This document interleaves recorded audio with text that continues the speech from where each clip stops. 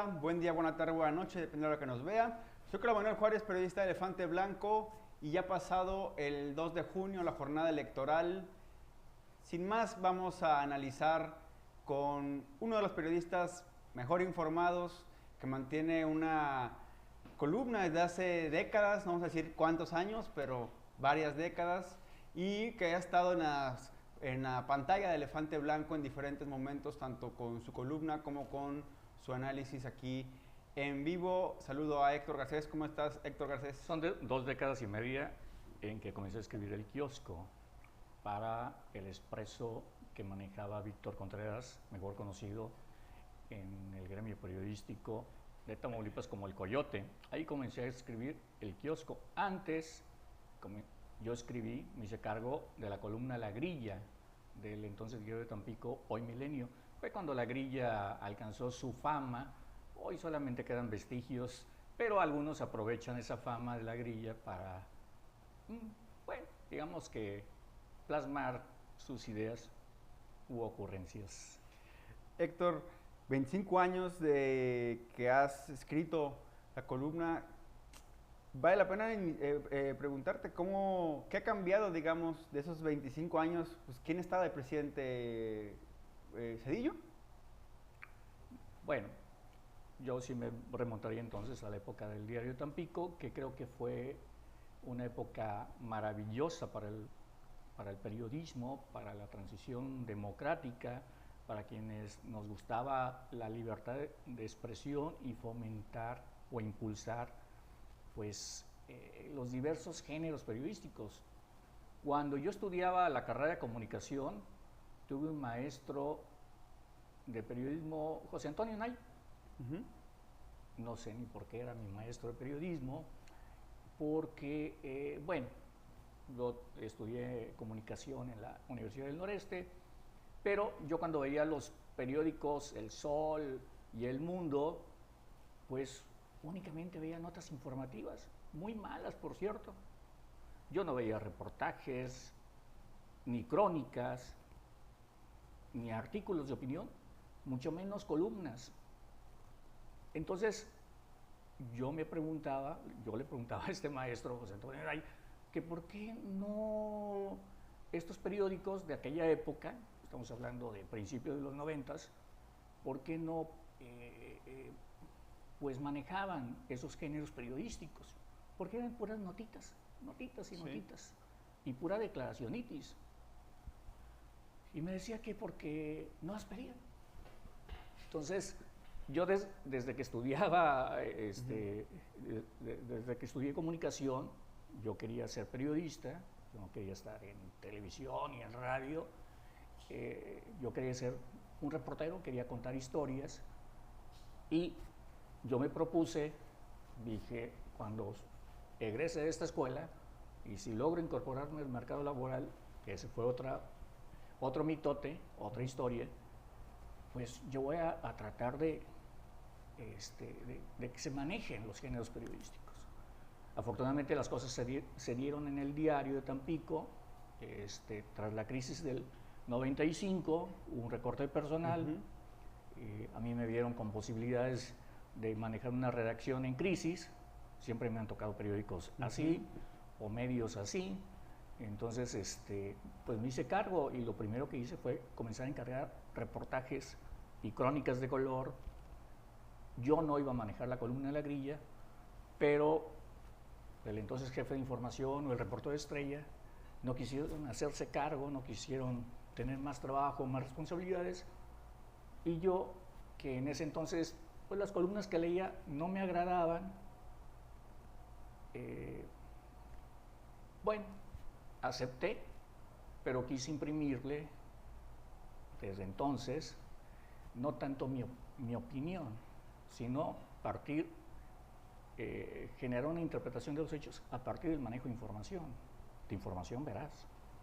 ¿Y cómo ha cambiado, antes de entrarle al tema central de las elecciones, cómo ha cambiado para ti ejercer el periodismo de opinión que, digamos, ha tenido a nivel nacional, digamos, ha tenido sus vaivenes, pero cómo ha sido ejercer este tipo de periodismo que a veces es muy señalado, es muy denostado, eh, y que tal vez muchas veces es muy denostado porque pues se ejerce mal, ¿no? O sea, hay gente que no sale de su casa y escribe columnas de opinión, ¿no? Bueno, es que volvemos a lo mismo. Te estoy hablando del género de columna y me estás diciendo que es opinión. No es así. La columna es un género periodístico híbrido. Transita por la vertiente de la opinión, pero también de la información. Sí. Quienes me leen, pues ahí se van a enterar, o ahí se enteraron, por ejemplo, en diciembre del año pasado, antes de que concluyera el 2023, que la coalición Sigamos Haciendo Historia se iba a romper para que cada partido postulara candidatos a las senadurías, y de ahí iba a emerger Eugenio Hernández Flores, ¿no? Sí. Dentro de la famosa estrategia del Plan C. Sí. ¿Sí? Quienes me leen se dieron cuenta que yo manejé la información de que el secretario de Seguridad Pública que quería designar el gobernador Américo Villarreal Anaya, Sí, lo tumbaron 2 días antes de la toma de protesta, y se lo tumbaron los generales, la Secretaría de la Defensa Nacional. Sí. Esa no es opinión, por favor. Sí, sí, sí. Esa es información, y es información privilegiada. Sí. ¿Sí? Entonces, yo privilegio la información sobre mi opinión. Opinión hay mucha en las redes sociales, en esas cosas de Twitter. Hay algunos imbéciles que se dicen periodistas y que escriben ahí unas cosillas en Twitter. ¿Por qué? Porque es mucho más fácil a construir una columna, un artículo de opinión, no se diga un ensayo periodístico, o escribir una crónica, o escribir un reportaje como tú lo haces. Eso es muy distinto. El periodismo no hay que olvidarlo. Es un trabajo intelectual. Lo que tú haces, lo que se hacía antes en las salas de redacción, en los periódicos, era una obra intelectual diaria. ¿Sí? Claro, cuando se hacía bien.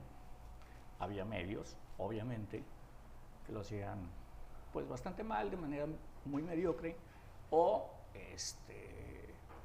de una forma bastante vendida, bastante comercializada, ¿no? Sí. Como hay todavía por ahí un periódico de la localidad que dice que todavía circula mucho cuando la realidad es otra, ¿no?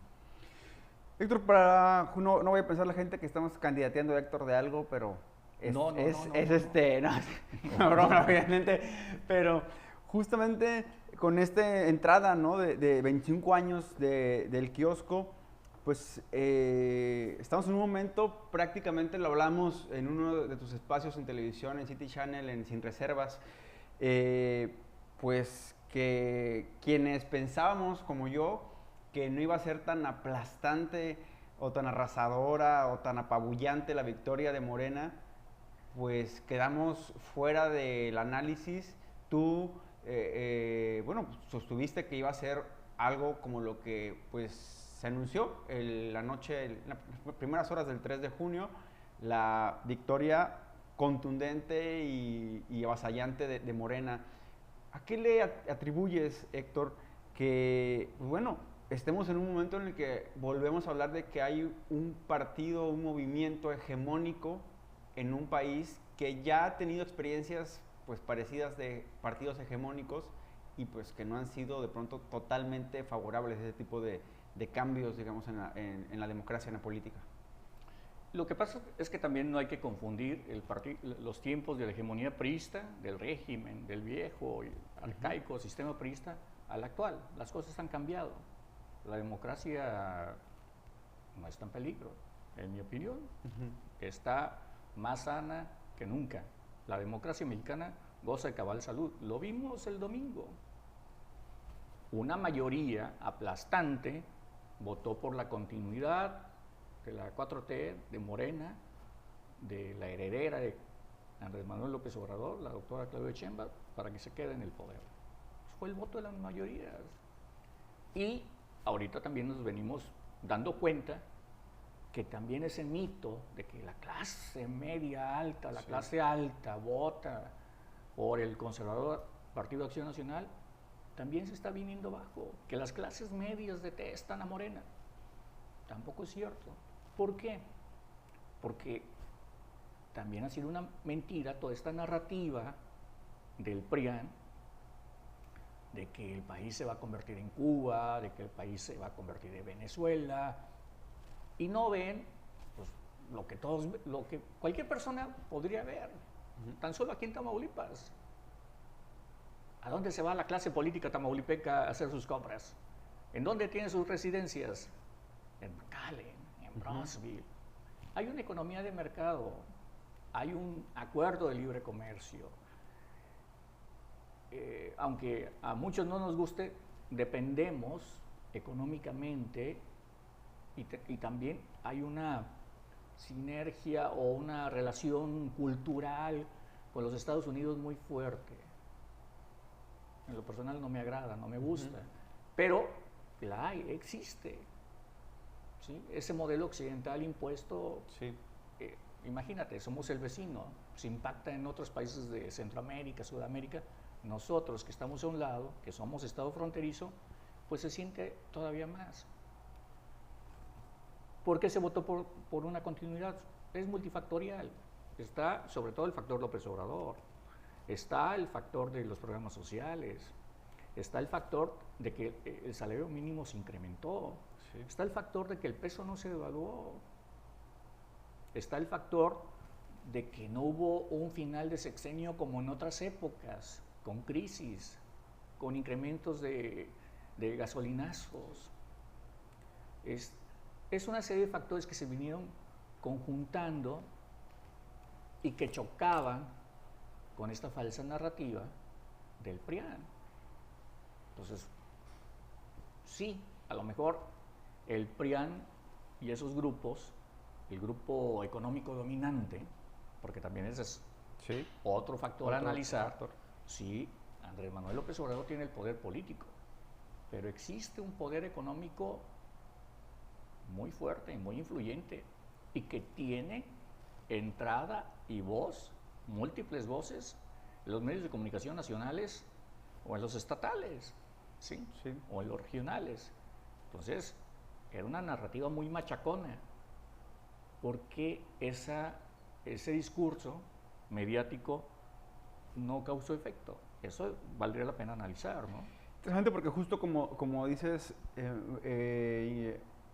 pues había una parte de los analistas que decían cómo va a votar la clase media cuando el presidente les dice que son aspiracionistas y inclusive también este juego que el presidente le tunde todos los días a ciertos grupos mediáticos. Sin embargo, hay un diálogo, una relación también con esos grupos mediáticos. Es decir, eso al final, digo, el ejemplo claro es, el presidente ha sido un crítico, tal vez un poco menos de Televisa como de Salinas Pliego, de TV Azteca, pero pues quien acaba anunciando que Sheinbaum ganó y sin decir cuánto es el porcentaje ni nada, es Televisa, presentando un video de una semblanza un tanto cursi, digamos, ¿no? Con imágenes de archivo, que se ve que tuvieron acceso a un archivo importante de imágenes.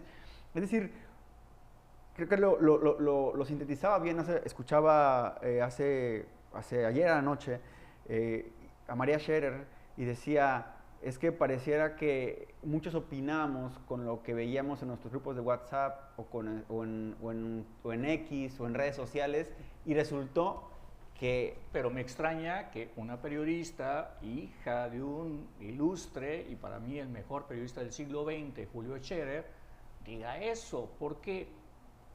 Pues, ¿qué nos hacen las redes sociales? ¿Qué es lo que provoca? Leer lo mismo, leer lo que de los grupos de los grupos con los cuales simpatizamos, con los cuales nos comunicamos. Esa es una idea absurda de democracia. Yo trato, pese a todo, ver a Latinus, ver el Universal, leer La Jornada, leer El Elefante Blanco. La prensa estatal no la leo mucho, pero pues a veces hay que verla. Entonces, ve los medios internacionales, sí. Leer libros, sí. Tratas de consultar más a fondo, no quedarte solo con una óptica, la que te gusta.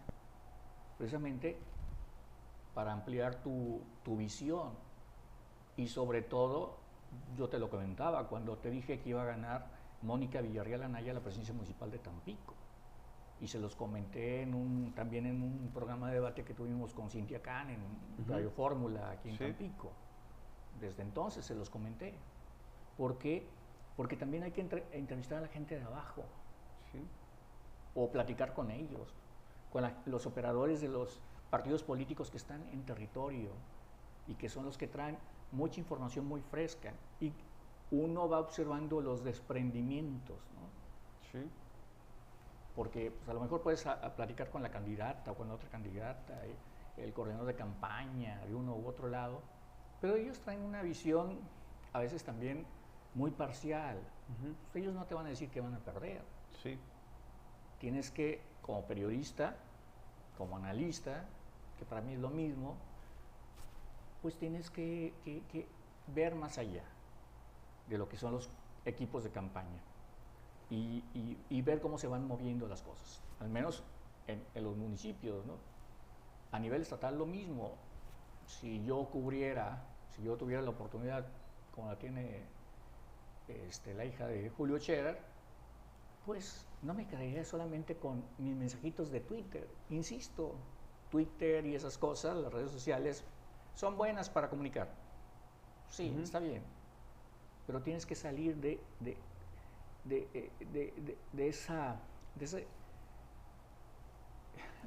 esa área digital, ¿no? De ese campo digital, para también irte a la realidad. Y lo está diciendo. Sí. Sí. Si no te sales, en el caso de ellos, si no salen de Polanco, o de la colonia Roma, o de Santa Fe, pues tienen una óptica muy parcial de las cosas. La óptica que ya se está manejando ahora que, bueno, se confirma, Claudia tendrá más de 35 millones de votos, es que no va a haber contrapesos, que el país, que esta hegemonía de Morena va a impedir que haya contrapesos mínimo en el ambiente político. Es decir, como tú decías ahorita, hay contrapesos económicos, vendrá el nuevo presidente de Estados Unidos, será Trump, no será Trump, ya veremos, los mismos empresarios mexicanos. Pero ¿qué opinas tú del tema de que ya se acabaron los contrapesos? Vamos a ir un poquito a hablar también de Tamaulipas, pero a nivel nacional. ¿Pero por qué se acabaron esos contrapesos? O sea, ¿por qué se van a acabar esos contrapesos en la Cámara de Diputados y en la Cámara de Senadores? Digo, en la Cámara de Diputados, donde sí van a tener mayoría calificada, hubo mucho tiempo en el cual, pues desde el 97, la mitad del sexenio de Zedillo, sí, en que se tuvo que negociar entre los grupos parlamentarios para aprobar las iniciativas de ley, ¿no? Presidenciales o de quien las propusiera, ¿no? Entonces hubo también mucho tiempo de estancamiento, de estos altos niveles de polarización. Habría que preguntar también al ciudadano, al votante, si no está cansado y fastidiado de esos encontronazos que no llevaban a nada, donde no había un diálogo. Sí. Tan solo este último trienio legislativo, pues la oposición declaró una parálisis legislativa, ¿no? A López Obrador, ¿no? Sí. Entonces, si eso no funciona, ahí está la sabiduría del pueblo, ¿no? Pues vamos a darle todo el poder, o casi todo el poder, a un partido o a una coalición, pues para ver si esto puede mejorar en algunos aspectos, ¿no? No hay que verlo, yo no creo que la democracia esté en peligro. Sí. Habrá otra elección en 3 años más. Sí.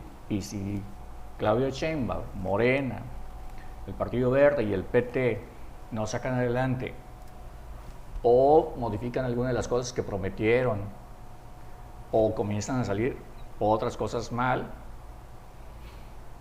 el voto de la gente los va a sancionar, los va a castigar. Tamaulipas tendrá 4 senadores, 3 mujeres y un hombre, que llama la atención eso. Será Olga Sosa, Imelda San Miguel, Maki Ortiz y José Ramón Gómez Leal. Tendrá hasta ahora, como va el PREP, 7 diputadas federales. uno que es del PAN, Jesús Nárez Narrala, es decir, tendrá 8, pero 7 morenistas. ¿Cómo crees que venga este grupo legislativo mayoritario de Morena a nivel federal en relación con el Estado, con el poder estatal, es decir, con el gobernador, con la estructura de gobierno? ¿Crees que vaya a ser más un grupo que se maneje a nivel federal o que tenga mucho más diálogo como pues de pronto a veces no ha sucedido con los diputados y el gobierno estatal? Yo pondría más atención, más que en el grupo parlamentario morenista tamaulipeco, en un personaje más relevante, ¿no? Sí, todos ellos van a jugar un papel, sobre todo rumbo al 2028, ¿no? Estos diputados y senadores, ¿no? Pero yo le pongo más atención a Claudio Sheinbaum. Veíamos a un presidente López Obrador que sí, todo el mundo lo señala, que le encanta el control, que tiene todo el poder, que es casi un autócrata, no un dictador, pero sí a lo mejor un autócrata, según sus críticos.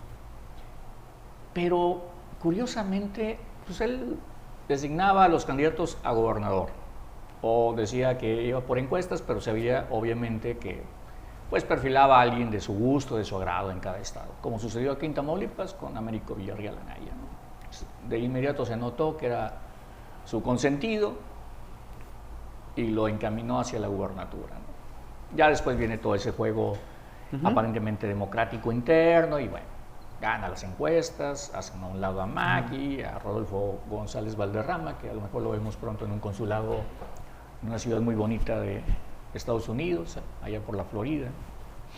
Entonces, es un presidente que designaba gobernadores y que de 2018 a 2024 esa 4T ganó 25 gubernaturas, 24 o 25 gubernaturas. Lo que quiere decir que el PAN y el PRI perdieron 24 o 25 gubernaturas. Entonces, pero también veíamos que era un presidente que no se metía, es que Maki quiere darle la presidencia municipal a su hijo, Carlos Peña. Y aquí en Tamaulipas pues, traemos un escándalo noticioso, informativo, político, porque la alcaldesa pues, estaba peleada con el gobernador o está peleada el hijo, en fin.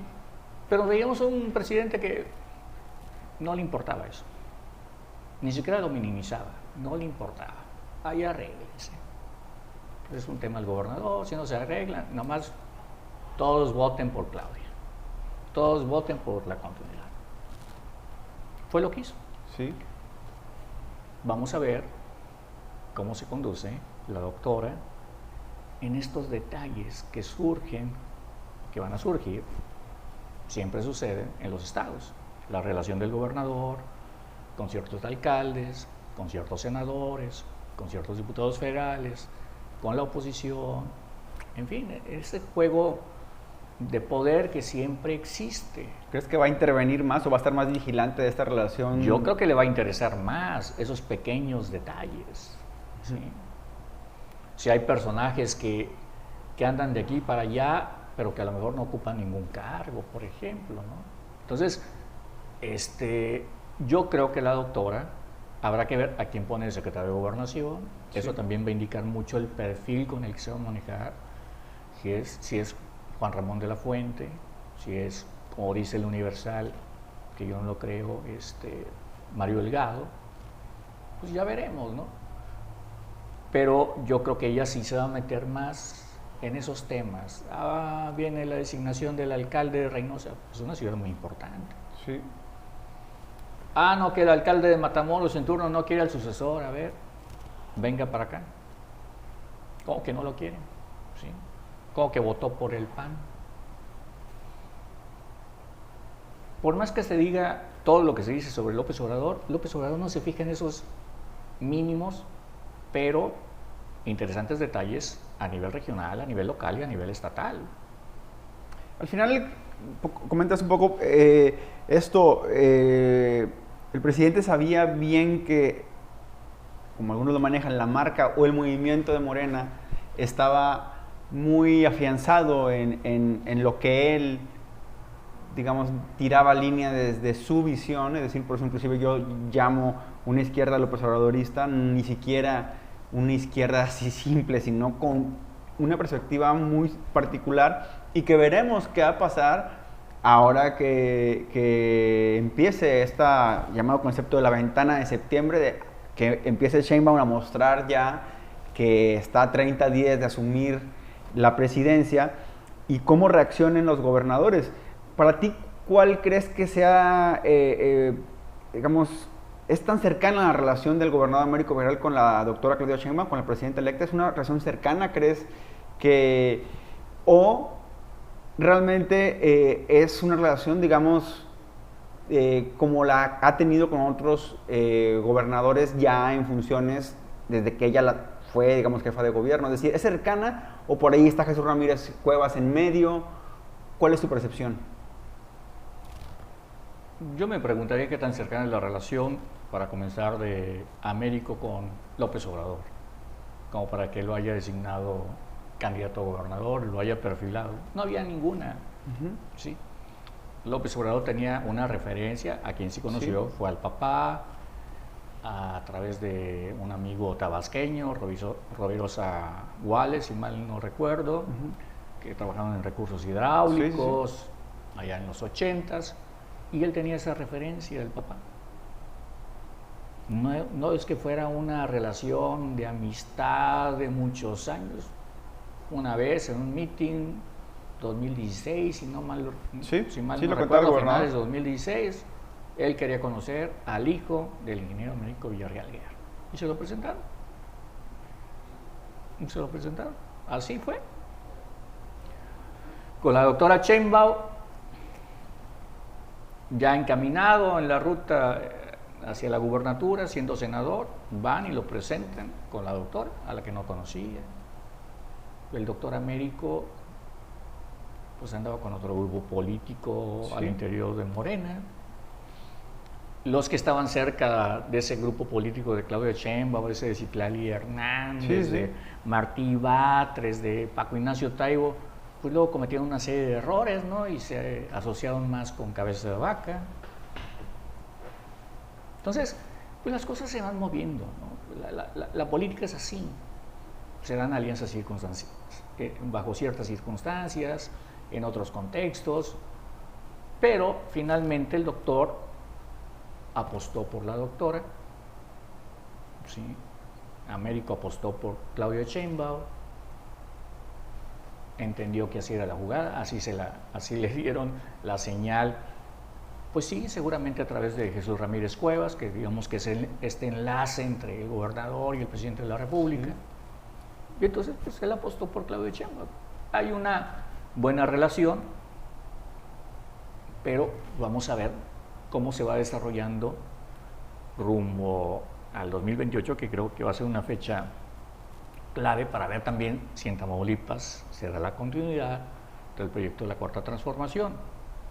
Porque ahora, de todos estos grupos que ganaron posiciones, que ganaron senadurías, alcaldías o diputaciones federales o locales, pues tampoco veo una conexión profunda, ideológica con la doctora.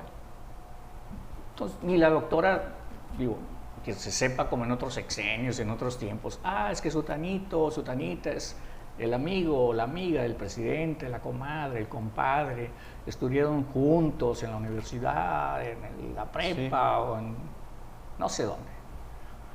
No hay nadie. En Tamaulipas yo no ubico a nadie. Inclusive quedará abierta la pregunta si, por ejemplo, a la llegada de Sheinbaum cambien delegados de programas sociales, cambien delegados federales, en fin. Bueno, por ejemplo, vuelvo a lo mismo, el presidente no se metía en ese tipo de cosas. Él designaba... Tanto que está ahí Luis Lauro Reyes. Un candidato a gobernador y bueno, la delegación federal, a ver, gobernador, tú pon al que tú quieras. Bueno, y hasta en su momento, para quitar a Rodolfo González Valderrama fue todo un show, ¿no? Sí.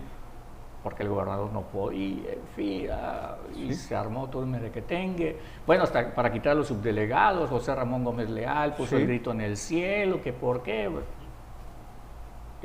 Luis Lauro ya tenía más de 1 año y medio ahí Sí. y no podía hacer ni cambios.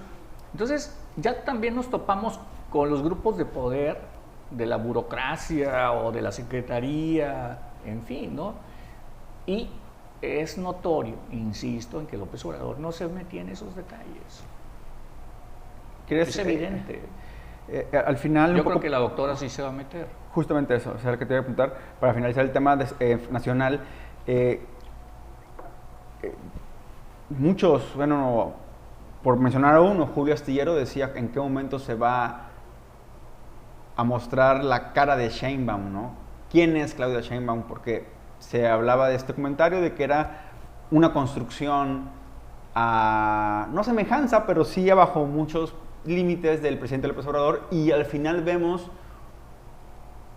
que es otra persona que fue agarrando, digamos, como se dice, callo al hacer campaña a partir de, sobre todo a partir de la campaña de febrero, que empezó en febrero, y termina siendo alguien que tiene un control de medios bastante amplio, es decir, ya no se intimida, está este ejercicio de tercer grado cuando va y ella casi dice, yo quiero hablar de esto, inclusive también en otras entrevistas con López Dóriga, con Ciro, es decir, tiene esta parte en lo mediático, pero también en las formas de sus mítines que fueron agarrando un script, un formato idéntico, pero que eso es lo que le resultaba para poder bajar,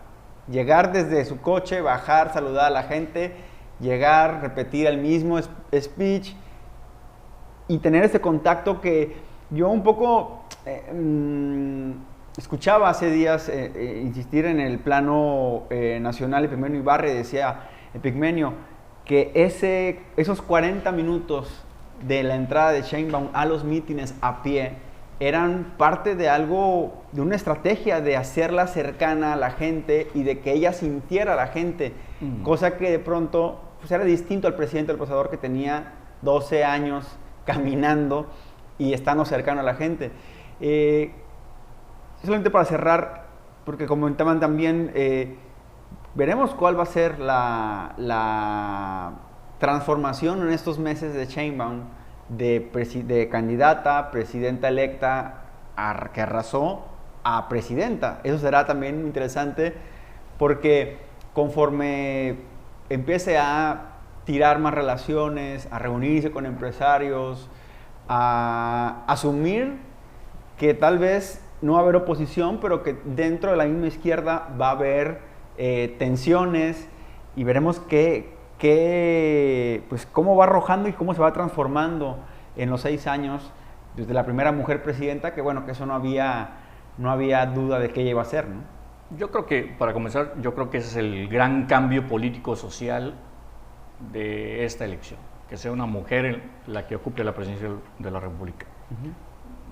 Ninguna había estado en esa posición.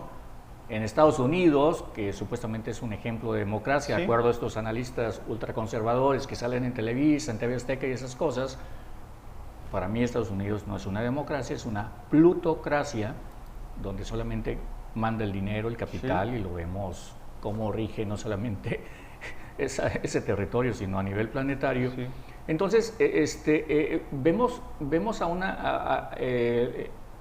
en ese sentido también de cómo vemos a Claudia Sheinbaum, cómo va a ser su ejercicio de gobierno, cómo va a ser presidenta, ya de haber logrado esta hazaña histórica de ser la primera mujer.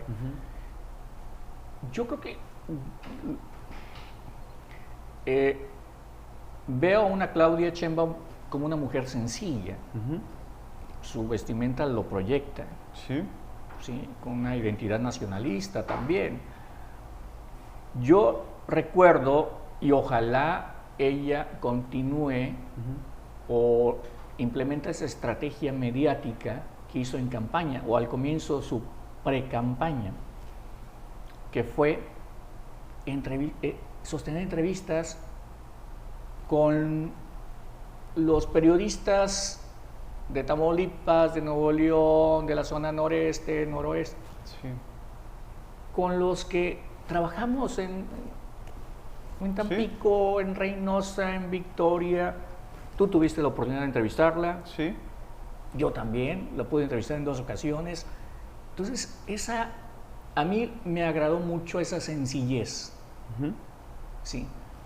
Que alguien que iba a ser presidente de la República, porque desde entonces estaba más que obvio que iba a ser, pudiera dialogar con el reportero. Sí. 10, 15 minutos, interactuar con el reportero que está allá en el sur de Tamaulipas. O con la directora de un medio de Reynosa, de un medio digital, que es lo que hoy está en boga. Sí. Ojalá, como presidenta, lo vuelva a hacer. Porque eso implicaría un cambio en la estrategia mediática. También. Que yo creo que también vienen cambios, ojalá los hagan, muy profundos en la relación de los medios con el poder, pero también estamos viendo la caída de estos grandes consorcios mediáticos frente a esta vorágine de cambios políticos, sociales y económicos. Entonces, eso por un lado. Pero también yo recomendaría leer un libro que salió en la campaña.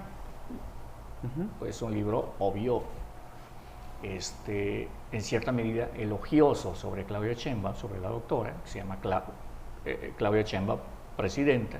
Lo escribe Arturo Cano. Para leer su biografía, ¿de dónde viene? Es una mujer de izquierda porque esa izquierda proviene de su familia, de su padre y de su madre, ¿sí? Que de manera directa o indirecta participaron en el movimiento del 68 y que tenían una amistad con Raúl Álvarez Garín, uno de los líderes del movimiento estudiantil del 68, y ella lo dice abiertamente. Bueno, ¿quién es tu referente ideológico? Y de inmediato dice Álvarez Garín, porque ella, siendo una niña de 6, 7, 8 años, lo visitaban en la cárcel de Lecumberri, ¿no? Y le llevaban de comer. Entonces, ella es una hija directa del movimiento estudiantil del 68, a tal grado que ella en el 86, cuando Jorge Carpizo, por órdenes de Miguel de la Madrid, ya dentro de un sistema neoliberal, tecnocrático, trata de incrementar las cuotas en la UNAM, o de cobrarle a los estudiantes de la UNAM. Sí. Y ella participa activamente en el movimiento estudiantil para oponerse a ese cobro o a ese incremento de cuotas, ¿no? Sí. Y ese movimiento triunfa, a diferencia de lo que sucedió en el 68. 2 años después, no es casualidad, esos estudiantes, esos liderazgos estudiantiles conviven con Cuauhtémoc Cárdenas después de haber roto, el hijo del general Lázaro Cárdenas, Cuauhtémoc, después de haber roto con el PRI. Y a partir de ahí comienza la larga transición democrática que hoy vemos, no culminada, porque esto siempre está en evolución. Claro. No es el fin de la historia, esa también es otra mentira, que a finales de los 80s y principios de los 90s, con la caída del muro de Berlín, nos trataron de contar, ¿no? Que se acababa la historia, el fin de la historia. No es así. Es el periodo, es el momento, no sé si climático, de la 4T, pero es otro periodo de la historia de México. El país no se va a acabar, va a continuar. Al menos que Estados Unidos y Rusia no caigan en algún berrinche de sus líderes algún día, ¿no? Por cosas menores o por cosas que suceden en Europa, ¿no? Como la guerra rusa-ucrania. Ucrania. ¿No? Y también interesante, digo, hay mucho nada para platicar, pero también interesante cómo arropan todos los líderes latinoamericanos. Sí, pues como desde Evo a Alberto Fernández, Lula, todos los que salen a arropar a Sheinbaum desde el momento 1 después de la votación. En fin, hay mucho, mucho que hablar. Me gustaría que nos centráramos ahora, Héctor, en los resultados en Tamaulipas. Es decir, pasa en lo federal que avasalla a Claudia Sheinbaum, Morena, y eso también tengo que yo a decirlo, no pensé que fuera a pasar a nivel estatal, pero a nivel estatal lo mismo que sucede a nivel federal, y sobre todo empezando a hablar del Congreso de Tamaulipas. En este momento Morena tiene 20 diputados, solamente 2 del PAN. Hay el distrito 2 exactamente, de Nuevo Laredo y el 22 de Tampico. Y el distrito 2 lo ganan por 115 votos, si acaso. Y eso, ahí habrá también un reconteo ahora. Puede ser que tengan 21 y ya fuera... No, desde este momento te aseguro que el PAN va a mantener esos 2 distritos y que Morena se va a quedar con 20. Te lo digo desde la perspectiva de la política real. ¿Crees que es para generar también el tema de los plurinominales? Es decir, hay una gran permanencia, o mejor dicho, consolidación de Morena en Tamaulipas. Y no sé, la verdad es que pocos esperaban este tema del Congreso. Yo no. Yo siempre creí que iban a ganar 19, 20 distritos por la marca. Muchos tacharon de loco a Mario Yergo, el delegado que estuvo aquí en el CEN de Morena, pero sus encuestas lo decían. Incluso después vino, después de aquella visita que hizo Claudia Sheinbaum, sí, a finales de abril, sí, el coordinador de la segunda circunscripción, que es tabasqueño, ahorita se me va el nombre, Ernesto Núñez, ¿no? Ernesto Núñez, hijo del ex gobernador de Tabasco, Arturo Núñez. Sí. Se reunieron en casa de Armando Martínez, ahí en la zona centro de Altamira, y ahí les dijo a todos los candidatos, Morena tenía un 70% de aprobación, López Obrador traía en Tamaulipas un 80%, Claudia pues también traía el 60-62% en las encuestas en Tamaulipas. La recomendación era vístanse de guinda, digan que son de Morena. Sí. Sí.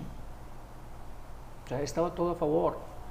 Me tocó ver una encuesta de Tampico muy bien hecha por parte de una empresa de las más reconocidas a nivel nacional, hecha especialmente para Tampico.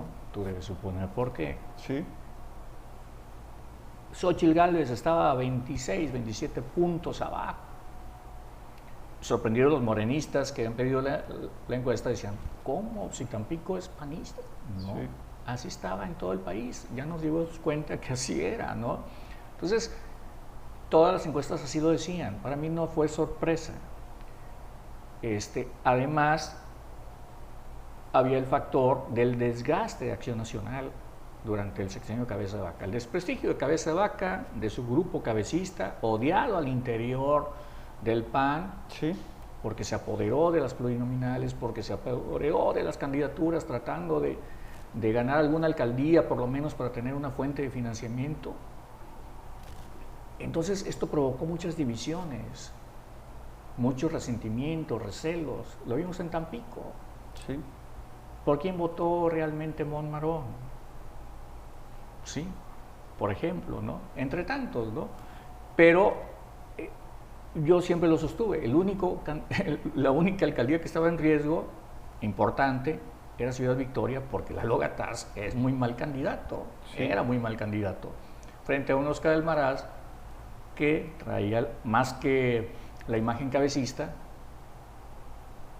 trae la estirpe o el sello de Eugenio Hernández y sí, otros tiempos. Entonces, y habrá que ver si Almaraz finalmente se impone en un recuento final, porque solamente saca 205 votos de ventaja sobre la Logataza. Entonces, no me parece una sorpresa a mí lo que sucedió en Tamaulipas. Es un reflejo de lo que pasó a nivel nacional. Si bien esto no quiere decir que, por ejemplo, la Secretaría General de Gobierno haya tenido todo el control, como, porque también tenemos esa mala lectura en Tamaulipas, una mala lectura política propiciada en buena medida por cierta prensa victorense, en la que cree que el gobernador tiene que tener el control total del Estado. No es cierto, nunca ha sido así, nunca ha sido así. Ni Tomás Yarrington lo tuvo, ni Eugenio, ni Cavazos. Cavazos a la mitad de su sexenio perdió Tampico, Madero, Altamira y perdió Matamoros, ¿sí? Entonces, y perdió Ciudad Victoria también en otro momento. Solamente que sí hay una prensa muy laudatoria que quiere ver al gobernador en turno como un rey o como un virrey, con estas categorías monárquicas. Y bueno, pues la Edad Media ni siquiera se vivió en en estos lares de Mesoamérica, ¿no? Pero sí, están esas lecturas que hacen mucho daño. Entonces, hay gobernadores que ganan y que tienen que administrar y tener, digamos, una convivencia con todos los grupos, incluso a los que no, a los que más odie, a sus adversarios más acérrimos, ¿sí? Y tiene que tener esa convivencia, ¿no? Lo vamos a ver en el Congreso del Estado. Van a estar los cabecistas, unos 5 o 4 muy molestos, pero se va a tener que convivir con ellos y se tiene que aprender a escucharlos, igual hasta los reclamos, y no pasa nada. ¿Hacia dónde crees que vaya a ir el Congreso? Mencionabas, ¿tú qué tal? ¿Es posible que repita Úrsula Salazar Mojica como presidenta del Congreso? Vemos perfiles, digamos, por ejemplo, Armando Certuche va como pluri, Yuriria Iturbe, que no es dirigente de Morena, actualmente va como pluri. Por ejemplo, Marco Gallego, se hablaba mucho de la confrontación en Reynosa. Al final, los tres, Marco Gallegos, Humberto Prieto y Magali de Andar, que en un momento dado cuestionaron la candidatura de Carlos Peña, los tres ganaron. Carlos Peña, ¿con qué votos ganó? ¿Con los del Verde o con los de Morena? De acuerdo al PREP, justamente, gran cantidad, la mayor parte, creo que el 90% son votos de Morena. O sea, la gente votó por Morena, no por el Verde. Por eso, y es que volvemos a estos mitos y estas leyendas. No, es que Maqui va a mover miles y miles de votos para el Verde. Hay que darle más respeto al ciudadano, al ciudadano común, ¿sí? Por eso fastidia también estos comentarios de los opinadores, de la escena nacional, ¿no? Estos que salen en la hora de opinar, ¿no? Con Leo Zuckerman, Leo Zuckerman. Casi diciendo que la gente no razona y pedían un voto racional. La gente vota y con sus esquemas lo piensa y lo reflexiona, claro, y seguramente no conocen ni saben quién es Maqui Ortiz. Sí, bueno, si anda en la calle aquí en Tampico, no va a pasar nada con ella. Lo mismo con Eugenio Hernández, ¿no? Regresó, pero en un partido que no tiene una estructura de comités, que no tiene ni dirigencias en los municipios pequeños. No creo que tenga el Partido Verde un comité en Antiguo Morelos, o en Camargo. No. Entonces, pues obvio que sí se llevó los reflectores al inicio de la campaña porque era el ex gobernador, que había salido de la cárcel, que estuvo preso con una venganza de cabeza de vaca, con una orden de extradición diseñada por Felipe Calderón, pero que emitida por los gringos, ¿no? Entonces, claro que eso es noticioso, llama la atención de las cámaras, de los reflectores, pero iba a tener los votos los que nos dedicamos a esto sabíamos perfectamente que se iba a quedar en el tercer lugar. Para verle, digamos, el embés de los resultados electorales, los derrotados, por ejemplo, ¿quién crees tú que dentro de esa ahora hegemonía también en Tamaulipas de Morena, hablamos, como para poner también nombre a los grupos políticos de Morena que salieron victoriosos?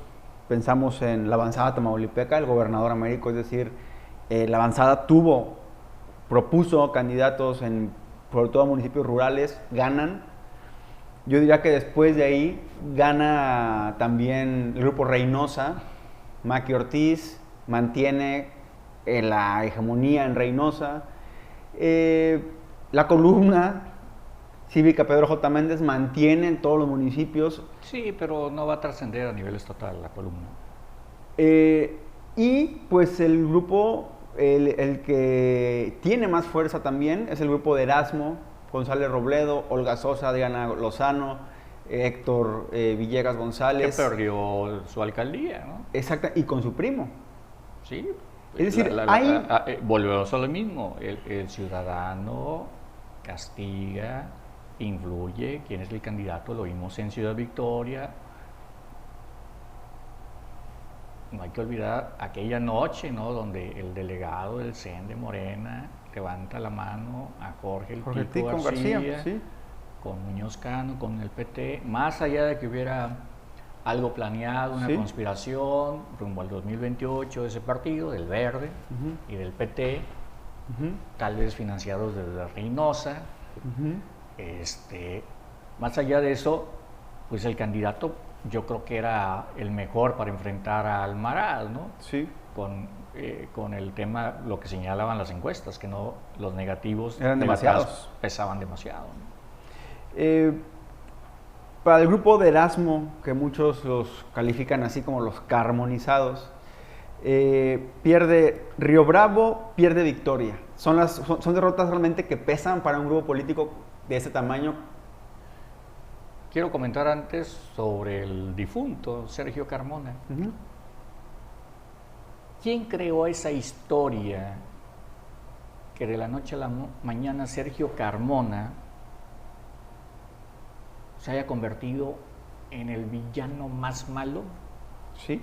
Más malo que el Chapo Guzmán, Pablo Escobar y el Señor de los Cielos juntos. Prácticamente ¿Tú sabías quién era Sergio Carmona antes de que lo asesinaran en San Pedro Garza García? Antes de que lo asesinaran, creo que ya había salido esta teoría en redes sociales de que el avión, que esto, claro, lo asesinan y es cuando... Pero alguien sabía quién era realmente. ¿No? Digo, todavía hoy mucha gente no lo sabe. Sí.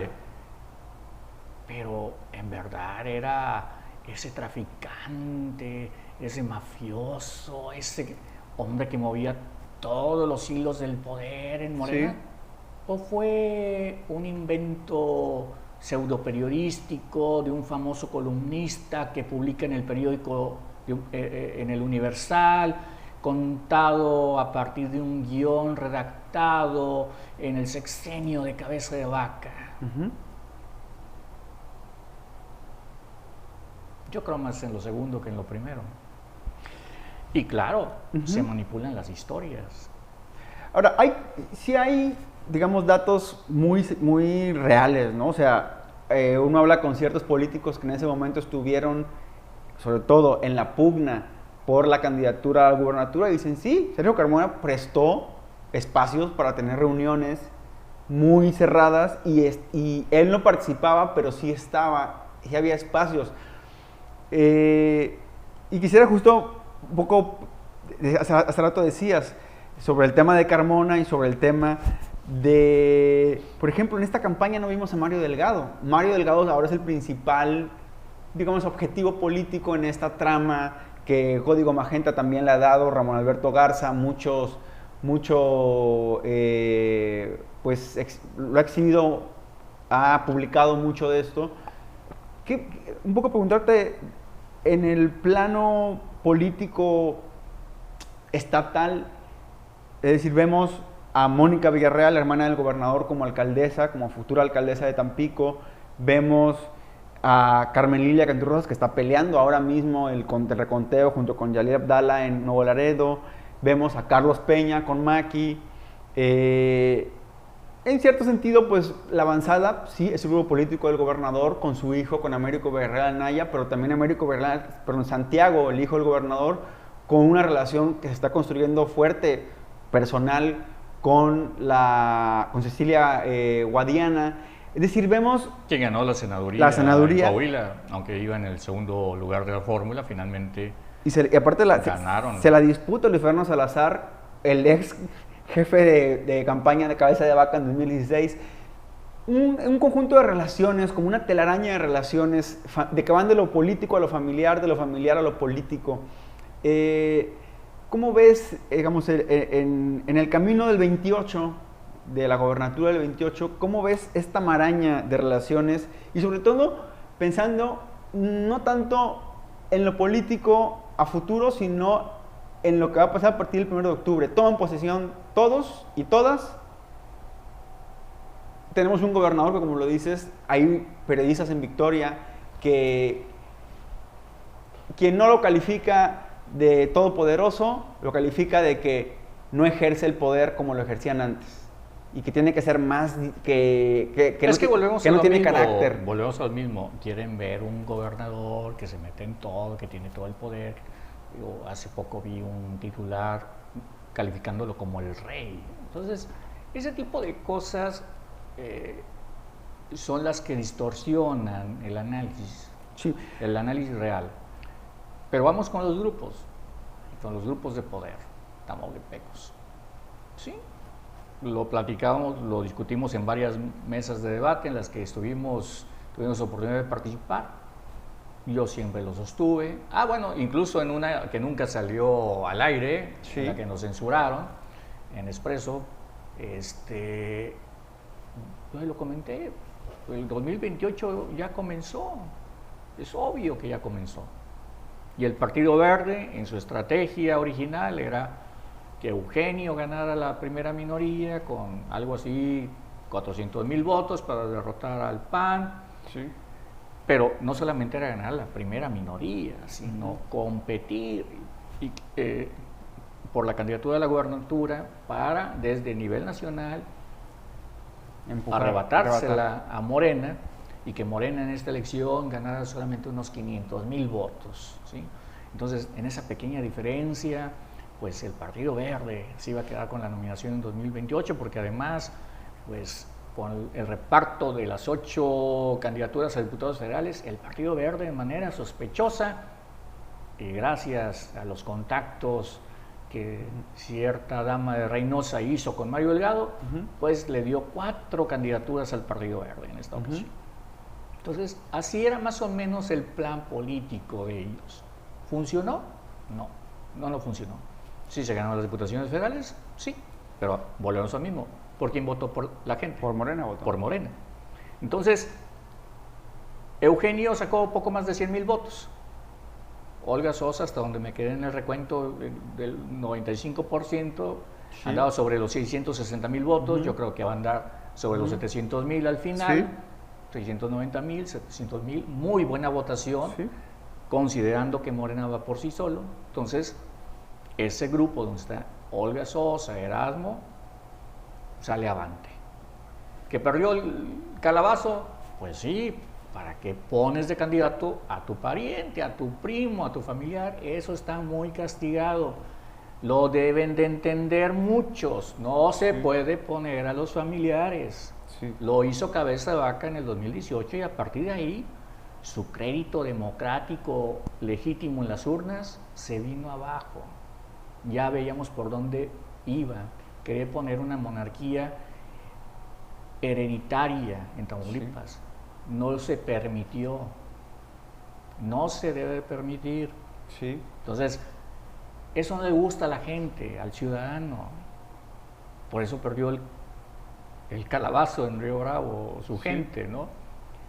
Entonces, el secretario general se debe dedicar a su chamba, que debe tener mucha chamba en Tamaulipas, en un estado tan diverso, desde Nuevo Laredo hasta Tampico, la región Cañera, San Fernando, la capital, Matamoros. Es tiene ese trabajo que lo saque adelante. ¿Para qué quiere controlar su municipio? ¿Para qué querían?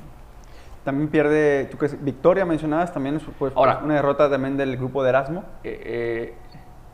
Sí, pero Gataz es un personaje, vuelvo a lo mismo, yo se lo dije a Erasmo en alguna reunión que tuvo ahí con algunos columnistas, le dije que lo de Gataz pues, no iba a funcionar, pero bueno, en fin,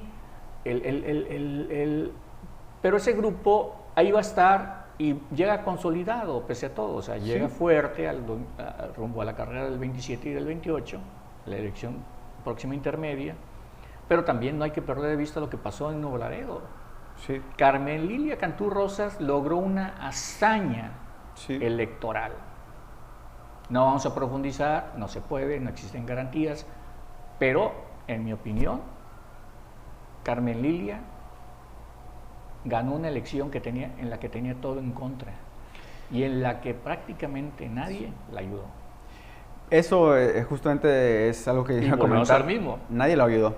Los ciudadanos salieron y votaron a favor de ella y de Morena.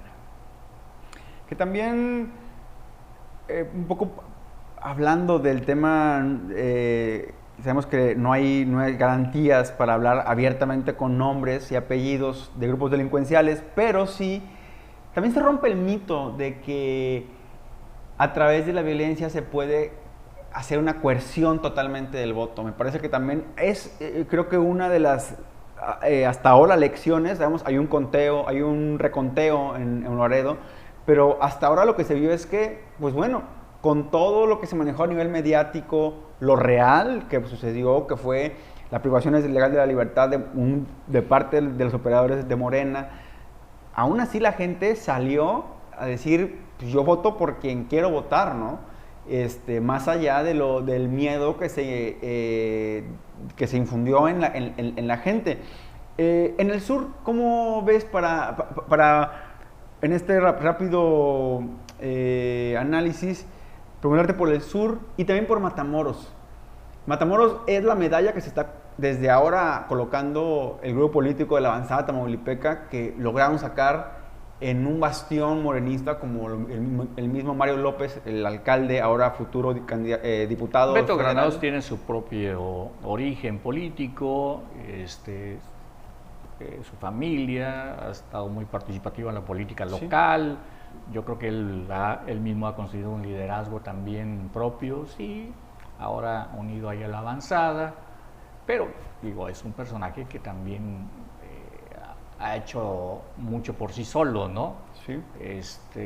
Matamoros, digo, se hablaba mucho del voto cruzado, yo también te lo comenté y creo que lo comenté en aquel programa que nunca salió al aire, en que sí, pues era el alcalde La Borrega y pudo haber votado por el PAN, pero un alcalde que se va, los que se van y que no querían que el sucesor llegara porque pues habían tenido algún problema, algún pleito, algún insulto, en fin. Hay que entender que esos alcaldes salientes van perdiendo poder. Sí. Y que sus estructuras y operadores los van abandonando. Eso también es parte de la política real, que queda fuera del análisis que regularmente se hacen en los medios, ¿no? Pierden poder y las burocracias buscan quedarse en el presupuesto. Y esas burocracias pues también son las burocracias partidistas, ¿no? Sí. Entonces, pues ahí veías a La Borrega votando por el PAN, pero miles de personas votaron también por Morena en Matamoros. ¿Por qué? Porque la zona fronteriza ha sido la zona más beneficiada del país por las políticas públicas de Andrés Manuel López Obrador. El salario mínimo es el doble del resto. La gasolina tiene un costo más bajo. Los apoyos que se han dado, los espacios deportivos, lo vimos en una de las giras que tuvo López Obrador todavía en la época de Cabeza de Vaca. Son cantidades millonarias que acá no vemos. ¿Sí? Entonces, vemos lo que vimos el domingo en Matamoros, Reynosa y pese a todo en Nuevo Laredo, también es eso, un agradecimiento del ciudadano de la frontera a favor de la 4T. Para cerrar un poco Y bueno, Olga Sosa, Carmen Lilia van en la carrera por el 2028. Son las primeras que tú ves como por el género femenino, que va a estar muy fuerte. Perfiladas: Carmen Lilia y Olga Sosa. Y Olga Sosa Ruiz, senadora. Por hombres, pues obviamente vamos a ver al senador José Ramón Gómez Leal. Ajá. Vamos a ver a Erasmo González Robledo. Y no sé quién más. Al rector de la Universidad Autónoma de Tamaulipas. Como aspirante. Como aspirante o como... Hay que meterlo en la carrera por la gobernatura. Pues bueno, es una tú que hablas tanto de la avanzada. Percepción interesante. Es que tú estás hablando mucho de la avanzada, sí. Entonces yo te bueno, me parece que quién es el verdadero representante, o el que va a salir de este grupo político al interior de Morena. Y que ahí, bueno, un poco lo que también mencionaba va a ser desde el minuto uno cuestionable, como ha sido de que se ha nombrado como rector, que es familiar del gobernador, y ahora ya ahí va a estar.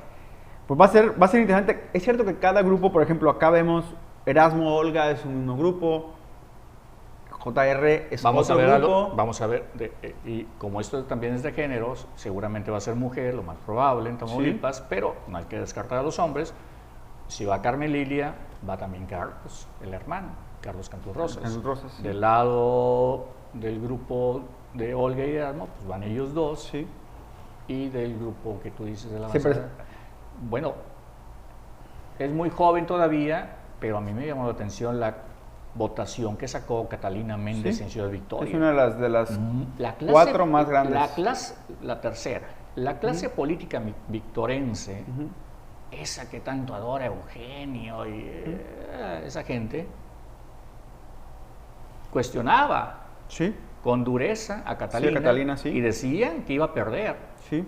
Y ahí lo vemos, la diferencia entre una candidatura fresca que no tenía por dónde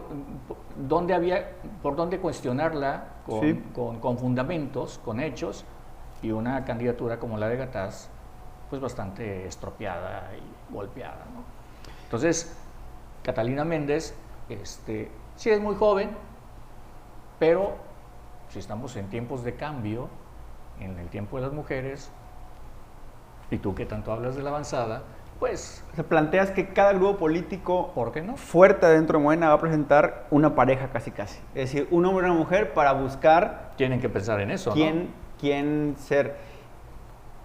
¿Y la oposición en dónde quedan en Tamaulipas? Es decir, Rosa González Azcárraga, Chucho Nader. O sea, es Chucho Nader. O sea, estás preguntando dónde queda la oposición. La oposición es Chucho Nader. La oposición va a ser Imelda San Miguel. ¿El truco ves que negoció? ¿Tú crees que negoció dado la gran cantidad de votos que sacó Morena en la zona cañera, por ejemplo, en la zona de la Huasteca? Es factible que haya negociado, pero también es factible lo que le decía a su gente, lo que le dijo incluso a su hermana, que va a ser regidora en Madero, pero ella quería ser candidata a la alcaldía. A ver, no es tiempo, no es nuestro tiempo. Sí. Podemos quedarnos con esa versión y más o menos cuadra con la realidad. A ver, ya llegó un nuevo tiempo, que es el tiempo de la 4T. Sí. Y el gobernador ahora sí tiene los hilos del Congreso del Estado para hacer pasar sus iniciativas y deshacerse de ese cabecismo que le estropeaba sus planes. Entonces, posiblemente haya platicado el truco, ¿no? Posiblemente no. Pero yo creo que quien va a tomar la estafeta del PAN y quien puede ser candidato a la gubernatura en 2028 es Chucho Nader, diputado federal electo por el 8º distrito. Sí, ganó por un punto porcentual, pero una vez más resistió la embestida López Obradorista. ¿Resistió o pactó? ¿Tú crees que pactó entregar? Mira, fíjate que yo prácticamente todo el mes de mayo anduve en taxi. Se me descompuso el carro. Me lo arreglaban una semana y al día siguiente pues, se me descomponía, ¿no? Y los taxistas, pues son opinadores.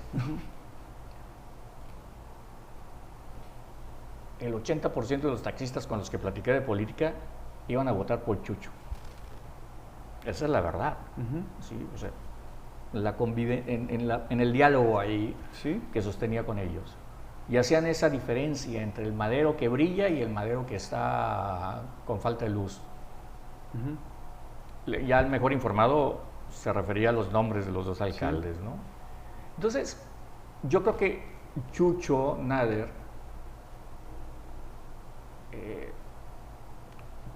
tuvo un gran acierto con esa frase, Tampico brilla. También tuvo un buen manejo de su área de comunicación, de su comunicación política. Pero también, como tú dices, habló en su momento con los que tenía que hablar para mantenerse a flote. Porque también es necesaria una oposición con la que pueda rebotar ideas, ¿no? Sí. Ahora sí, para cerrar, tú ves en el gabinete cambios, en el gabinete del gobernador Américo Villarreal, vemos que ya acabó la elección, se hablaba mucho de que iba a haber una revisión de su gabinete. Pues antes de la campaña o en algún momento designó a la nueva secretaria de Bienestar Social y prácticamente nadie habló de esa designación, ¿no? ¿Ves que se quede, por ejemplo, Héctor Villegas González? Alguien que está muy cuestionado, inclusive aquí mismo estuvo otro periodista, José Ángel Solorio, y él decía, tiene que haber cambios. ¿Él es periodista, novelista o...? Bueno, él se asume como periodista y también se asume como escritor. Está bien, perfecto.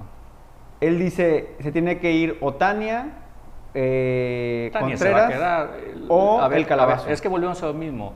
Unas cosas, para analizar la política, no debes de utilizar tus fobias, ni las filias. No, Tania se va a quedar. O a lo mejor luego la vamos a ver, si se dan toda una serie de cambios, en el Tribunal de Justicia del Estado, ¿no? Héctor, ¿algo más que quieras agregar? No, solamente el agradecimiento, como siempre, de sostener una conversación inteligente. Pues bueno, Héctor, muchas gracias. Con el elefante blanco. Y a usted recuerde visitar www.elefanteblanco.mx, también visite el kiosco tamaulipas.com, donde encuentra la columna. También me publican en Reporteros en la Red, ahí Marta Isabel Alvarado y uh-huh. también en expreso.press. Ahí también. Cuando se lo pido a Pedro Alfonso Chico, el heredero. Ahí también puede leer a Héctor Garcés en el kiosco y enterarse, bueno, de esto y de lo que más hablamos. Vienen tiempos en los que ya, afortunadamente, se acabaron las campañas. Afortunadamente ya pasó. Sin embargo, la vida social y política va a seguir, pues va a seguir como siempre pasa, con cambios, con cosas que se dicen más quedito, no tan fuerte, cosas que hay que reportear. Y bueno, por eso la invitación hoy a Héctor Garcés Valtierres. Nos vemos, hasta la próxima.